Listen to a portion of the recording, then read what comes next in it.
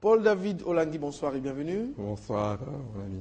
Voilà, vous revenez de l'Allemagne après l'Espagne, Oui. la Chambre de commerce de la RDC. Vous êtes également allé parler de notre pays, les opportunités d'investissement en République démocratique du Congo chez les Allemands. En quelques secondes, comment ça s'est passé en Espagne d'abord? Bonsoir.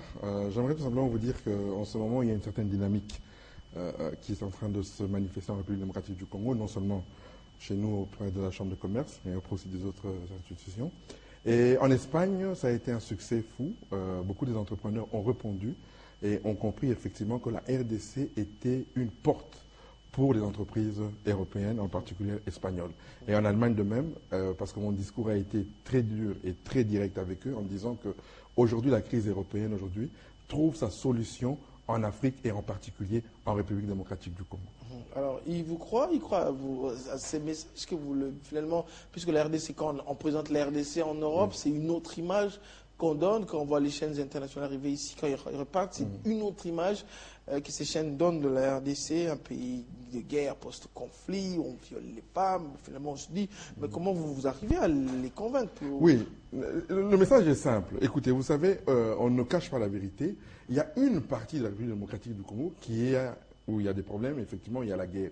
Mais est-ce que vous croyez qu'on peut aujourd'hui sacrifier 95% du territoire national au profit d'un pourcentage de 5% ou 4 à 3% qui est en guerre? Non, je ne crois pas. 95% aujourd'hui du territoire national a été sécurisé. Le chef de l'État, personnellement lui-même, s'est impliqué pour la sécurisation du pays. Et je crois que ce gouvernement fait un travail pour sécuriser ce pays. Et aujourd'hui, je suis convaincu d'une chose, c'est que les affaires peuvent se faire dans les 95% du territoire national. Et les investisseurs ont compris en disant qu'effectivement, si on doit attendre qu'il y ait la totalité de la paix dans le territoire national, on sera en retard. Parce que je vous dis une chose, c'est maintenant qu'il faut venir en RDC. Ce n'est pas quand tout ira bien qu'il faudra venir. Mais c'est maintenant qu'il faudra venir placer maintenant les bases pour amener l'investissement en République démocratique du Congo. Alors, les domaines d'investissement, c'est vous qui les proposez? Oui, je crois qu'aujourd'hui... Les opportunités, justement. Oui, je crois qu'aujourd'hui, il est temps maintenant que les Congolais prennent les choses en main.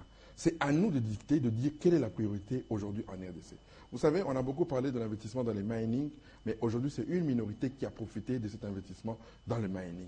Pourquoi? Parce qu'on ne peut pas connaître la création de la richesse dans ce pays tant que la vraie économie qui est basée sur l'agriculture ne connaîtra pas un développement ou une amélioration, il n'y aura pas la création de richesse, il n'y aura pas la création d'emplois. Tout passe aujourd'hui par une relance agricole, alors avec une vision. Et comme je dis très bien, que l'État n'est pas là pour créer de la richesse. Mais l'État est là pour mettre le cadre qui permettra au secteur privé de bien améliorer ce secteur qui est l'agriculture. Nous connaîtrons le développement par l'agriculture. Voilà. Et je crois que c'est aujourd'hui le secteur le plus, aujourd'hui bien, qui doit être mis plus en avant. Et je m'en réjouis. Nous en avons discuté au Forum national économique sur la relance agricole, qui a été pratiquement le thème principal de ce forum. Et nous sommes convaincus qu'aujourd'hui, que le développement passera par l'agriculture. Nous avons, vous imaginez, nous avons 80 millions de terres arables. Et vous savez combien on exploite aujourd'hui? Même pas 7%. Donc aujourd'hui, il y a, comme je dis bien, l'agriculture, les dérivés de l'agriculture qui est l'agroalimentaire, l'agro-industrie, l'élevage, la pêche et surtout aussi le transport fluvial. Je répète parce que je l'ai dit la fois passée, le transport fluvial restera un secteur d'activité où on pourra amener de l'investissement aussi en République. Alors, amener de l'investissement, on attend. Vous êtes encore dans les démarches. C'est des projets à long, à court terme. Ces investissements, oui, l'investissement, écoutez, vous savez, aujourd'hui, il faut qu'on sorte du schéma. Écoutez, l'argent, il y a l'argent en RDC. L'argent, ce n'est pas l'extérieur. Nous n'allons pas aujourd'hui. Cette génération que nous sommes, nous n'avons pas besoin d'argent. Moi, je ne veux pas commander de l'argent à l'Occident. Aujourd'hui, nous avons besoin de la technologie. Je me réjouis de mon prédécesseur qui est passé ici. C'est le transfert des technologies. L'Afrique, aujourd'hui, a besoin du transfert. L'investissement, c'est dans le transfert des technologies.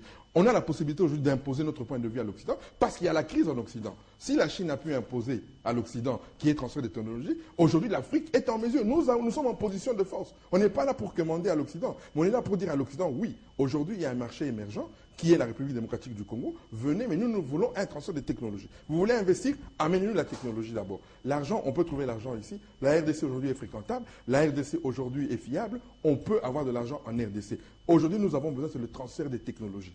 Et je crois que beaucoup de nos jeunes entrepreneurs congolais, je précise bien aujourd'hui entrepreneurs congolais, parce qu'il faut maintenant une dynamique d'un entrepreneuriat congolais. Parce que vous avez lu, je ne sais pas si vous étiez au courant du rapport qui est sorti que les 100 premiers entrepreneurs en RDC sont des étrangers. Et je crois que même le chef de l'État a dû être surpris en disant qu'effectivement, qu'il y a les 100 premiers entrepreneurs en RDC sont des étrangers. Je crois ça vous a beaucoup dérangé, ça? Ah oui, mais oui, mais oui. Parce que je vous donne un écart. Moi, j'ai vécu 1 année et demie au Nigeria. L'homme le plus riche d'Afrique, M. Dangote, aujourd'hui au Nigeria, il n'est pas le seul au Nigeria. Pourquoi il y a beaucoup d'entrepreneurs nigérians? Parce que l'État a mis un cadre qui favorise l'émergence d'un entrepreneuriat nigérian. Et je crois que nous sommes aujourd'hui en train de dire à l'État, oui, mettez-nous des bases pour qu'il y ait un entrepreneuriat congolais. Nous ne voulons pas, nous ne refusons pas des étrangers. Les étrangers sont la bienvenue. Mais aujourd'hui, il faut un cadre, quand un étranger vient, qu'il soit associé à un Congolais. Et je crois que c'est ça que le Nigeria a fait. Aujourd'hui, il y a une émergence dans l'entrepreneuriat nigérian. L'Angola l'a fait. Aujourd'hui, quand vous allez à Luanda, il y a un entrepreneuriat angolais qui est en train d'émerger. Et je crois que nous, les jeunes entrepreneurs, parce qu'il y a des entrepreneurs congolais qui veulent travailler. Mais vous imaginez qu'ils n'ont même pas Ils n'obtiennent même pas de financement par nos banques ici. Pourquoi? Nous ne savons pas, mais je crois que je suis convaincu que l'État va nous aider aujourd'hui à avoir des financements auprès de ces banques. Alors revenons à cette visite ou cet échange avec les entrepreneurs allemands ou ceux de l'Espagne. Alors finalement, la suite, ce sont les retombées. À quand finalement ces retombées? C'est lors du FICO. Tous sont acceptés de venir à ce grand forum que la Chambre de commerce organise en partenariat avec l'ANAPI et sous le haut patronage pour l'instant du ministère de l'économie dirigé par son excellent Jean-Paul Nemewato. Aujourd'hui, nous sommes là pour FICO 2013, qui est le forum sur l'investissement.